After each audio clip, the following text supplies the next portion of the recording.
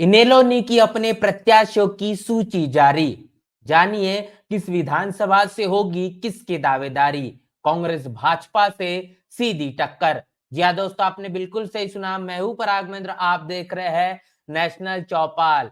समय जैसे जैसे नजदीक आ रहा है, हरियाणा प्रदेश की सियासत तेज होते हुए नजर आ रही है। भारतीय जनता पार्टी हो या फिर कांग्रेस हो, तमाम राजनीतिक पार्टियों के जरिए अपने प्रत्याशियों की सूची जारी की जा रही है। और ऐसे में बता दें कि बहुजन समाज पार्टी और इनलो का गठबंधन हरियाणा प्रदेश में हो चुका है। इस गठबंधन के जरिए 37 सीटों पर बहुजन समाज पार्टी और 53 सीटों पर इनलो, ये दोनों पार्टियों का गठबंधन के जो दावेदारी है ये देखी जाएगी। अब इन तमाम 90 सीटों पर यह गठबंधन जिस तरीके से अपने प्रत्याशियों की सूची को जारी करता हुआ नजर आ रहा है, ऐसे में एक बड़ी खबर हरियाणा प्रदेश से निकल कर आ रही है कि अभय चौटाला के जरिए अपने तमाम प्रत्याशियों की सूची है वो कहने की अब घोषित कर दी है। और आपको बताएंगे कि आखिर इन कौन कौन से विधानसभाओं में किसे चुनावी मैदान में उतारने का काम इस बसपा और इन लोग गठबंधन के जरिए किया गया है। क्योंकि आने वाले विधानसभा के चुनाव हरियाणा प्रदेश के लिए काफी ज्यादा अहमियत रखते हैं। भारतीय जनता पार्टी लगातार हरियाणा प्रदेश में अपनी सरकार बना रही है। दावा इस बार कांग्रेस के पाले से किया जा रहा है कि अब कांग्रेस का इस बार अपनी सरकार बनाकर रहेगी। और अभय चौटाला लगातार इस बात को कहते हुए नजर आ रहे हैं कि चाहे जो हो जाए, कांग्रेस के जो हुड्डा है वो इस बार मुख्यमंत्री बिल्कुल भी नहीं बनेंगे। ऐसे तमाम तरीके से अब प्रतिक्रियाएं देखी जा रही है। अब उन तमाम तस्वीरों को आपके साथ साझा करूंगा जहां पर अब हरियाणा प्रदेश के अंदर बसपा और इनलो गठबंधन जो हुआ है, इन्होंने अपने प्रत्याशी की जो सूची है वो जारी कर दी है। तो ये प्रतिक्रिया आप देखिए, ये अभय चौटाला के माध्यम से ट्वीट किया गया है। और यहाँ पर कहा गया है कि हरियाणा के आगामी विधानसभा चुनाव के मद्देनजर रखते हुए इनेलो पार्टी ने अपने विभिन्न विधानसभाओं में अपने प्रत्याशियों की सूची को जारी कर दिया गया है। और ये आने वाले विधानसभा के चुनाव में इन प्रत्याशियों के जरिए परिणाम जो आएंगे सकारात्मक आते हैं। ये तमाम विधानसभा सीटों पर इन लोग का की अगर जीत होती है तो पूरी तरीके से जनता की तरक्की और उनके भलाई के लिए ही ये तमाम जो विधायक है वो कटिबद्ध प्रतिबद्ध यहाँ पर रहेंगे। ये बात यहाँ पर कही गई है। अब वो तमाम तस्वीरें आपके साथ साझा करूंगा। ये लिस्ट है और इस लिस्ट में तमाम उन प्रत्याशियों के नाम जाहिर है और इसके साथ साथ विधानसभाओं के जो नाम है वो भी यहाँ पर चिन्हित किए गए हैं। तो एक के बाद एक तमाम विधानसभाओं के बारे में आपको बताने जा रहा हूं। उसके बाद आप समझ पाएंगे कि आखिर इन लोग किस रणनीति को लेकर चल रही है और बहुजन समाज पार्टी का साथ ये इनलो पार्टी को कितना ज्यादा मजबूत करने वाला है। तो सबसे पहली तस्वीर है, वो तस्वीर भी आपके साथ साझा कर दे और उसके बाद एक के बाद एक तमाम विधानसभा सीटों के नाम आपके साथ रख दे। तो ये आप ये जो प्रेस नोट है, ये प्रेस नोट देखिए, सूची जारी कर दी गई है। सबसे पहली विधानसभा की बात करूंगा। सबसे पहली विधानसभा है, यह है फतेहाबाद विधानसभा। फतेहाबाद विधानसभा से इनलो और बसपा गठबंधन ने सुनैना चौटाला इन्हें अपना प्रत्याशी बनाया है।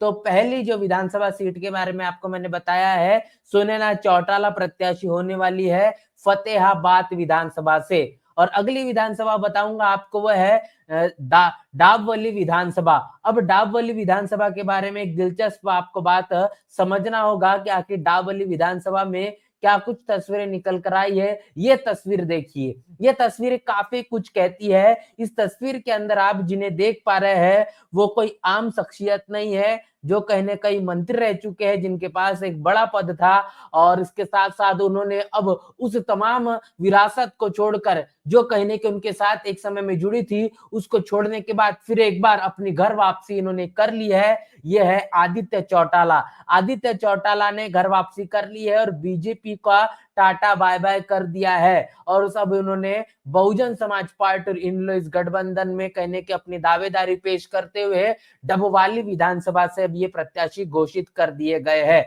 तो डबवाली विधानसभा से जो है आदित्य चौटाला ये इस गठबंधन के इनलो पार्टी से प्रत्याशी होने वाले हैं। अगले विधानसभा सीट के बारे में आपको बता दूं, और अगली विधानसभा सीट एक बार आप देख लीजिए। अगली विधानसभा सीट का जो नाम है वो आपके साथ में रख दूं, वो है टोहाना विधानसभा। टोहाना विधानसभा से कुणाल करण सिंह, ये इनलो पार्टी और बसपा से गठबंधन के प्रत्याशी होने वाले हैं। टोहाना विधानसभा से कुणाल करण सिंह ये प्रत्याशी रहेंगे। उसके बाद जुलाना विधानसभा से सुरेंद्र लाठर ये भी बहुजन समाज पार्टी इन लोग गठबंधन के प्रत्याशी रहने वाले हैं जुलाना विधानसभा से। फिर एक बार एक तस्वीर आपके साथ साझा करूंगा और वो तस्वीर भी काफी कुछ कहती है। ये तस्वीर देखिए, ये जुलाना विधानसभा से प्रत्याशी डॉक्टर सुरेंद्र लाठर है, जो कि अब इन लोग गठबंधन के प्रत्याशी के तौर पर अपनी दावेदारी ठोकने वाले हैं।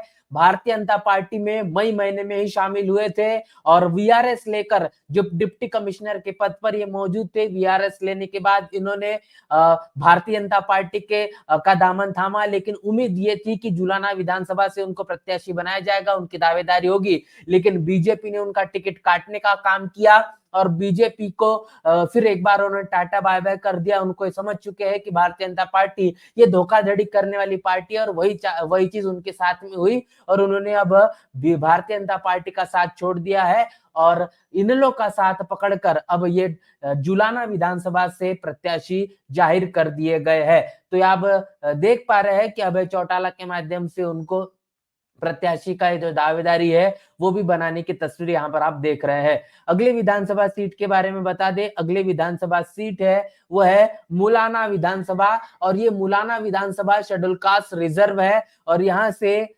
प्रकाश भारती ये प्रत्याशी होने जा रहे हैं। मुलाना विधानसभा से शेड्यूल कास्ट के रिजर्व सीट है और तमाम अभी तक के मैंने आपको जो विधानसभा के बारे में बताया है वो ऐसी कई विधानसभा है जहां पर इन लोग का जो वोट बैंक है वो काफी ज्यादा मजबूत देखा गया। कई सीटों पर सेकंड पोजीशन पर भी इन लोग रही है, थर्ड पोजीशन भी तक के रही है और ये तमाम उन विधानसभा के बारे में आपके साथ एक के बाद हम जिक्र कर रहे हैं। अगली विधानसभा है पुन्हाना विधानसभा से श्रीमती दया भडाना जो है वो प्रत्याशी रहने वाली है। दया भडाना ये पुन्हाना विधानसभा की सीट से बसपा और इन लोग गठबंधन की उम्मीदवार होने वाली है। अगले विधानसभा सीट के बारे में बताऊंगा, यह है नूह विधानसभा से जाकिर हुसैन ये प्रत्याशी होने वाले हैं। उसके साथ साथ आपको तस्वीर भी आपको दिखा दूं जिससे आप अनुमान लगा पाएंगे कि बसपा और इन लोग गठबंधन ये चाह रहा है कि तमाम तबके को वो प्रतिनिधित्व देने का काम करे। तो ये तस्वीर आप देखिए, ये है जाकिर हुसैन इनकी तस्वीर, जिनको जो है प्रत्याशी बनाया गया है और ये प्रत्याशी बनाया गया है नूह विधानसभा से ताहिर हुसैन के बेटे जाकिर हुसैन ये प्रत्याशी होने वाले हैं। अगले विधानसभा है नीलोखेरी विधानसभा। तो ये नीलोखेरी विधानसभा यही शेड्यूल कास्ट रिजर्व सीट है और ये शेड्यूल कास्ट रिजर्व सीट पर इनलो और बसपा गठबंधन ने अपने प्रत्याशी को जो चुनावी मैदान में उतारा है वो है बलवान वाल्मीकि ये नीलोखेरी विधानसभा सीट से प्रत्याशी होने जा रहे हैं।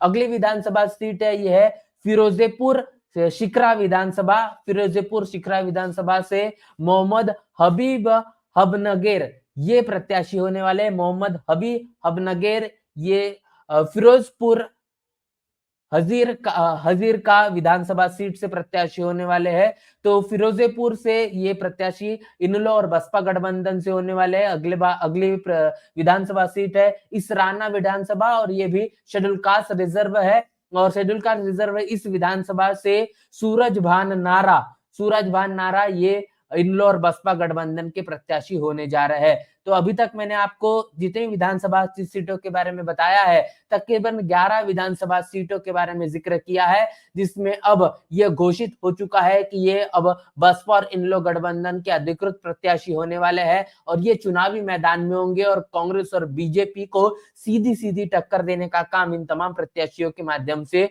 होने वाला है। आप इस बात को भी समझिए कि किस तरीके से अब बसपा और इनलो गठबंधन का जो जनाधार है वक्त के मुताबिक किस तरीके से मजबूत होता हुआ नजर आ रहा है। एक के बाद एक भारतीय जनता पार्टी हो या फिर कांग्रेस हो, उनके तमाम जो नेता है, कार्यकर्ता है, पदाधिकारी है, वो कांग्रेस और बीजेपी को छोड़कर बसपा और इन लोग को ही अपनी सबसे पहली पसंद बना रहे हैं। और ये वास्तविकता है कि देश के अंदर में और खास तौर पर हरियाणा प्रदेश में बार-बार जो भारतीय जनता पार्टी ने जो सरकार बनाई है, ये सरकार के चलते अब हरियाणा प्रदेश की जनता वो पूरी तरीके से त्रस्त हो चुकी है और बदलाव चाहती है। उन्होंने कांग्रेस का भी सरकार देखी, कांग्रेस की सरकार में भी जो चीजें मुहैया हो जानी चाहिए थी, वो चीजें नहीं संभव हो पाए और अब इस कांग्रेस और बीजेपी को दरकिनार कर कर कहीं ना कहीं बसपा और इन लोग गठबंधन पर भी विश्वास अभी जताया जा रहा है और यही कहने की जमीनी हकीकत भी बताई जा रही है। इसके साथ साथ बता दें कि इसके पहले जो विधानसभा का चुनाव हरियाणा प्रदेश में हुआ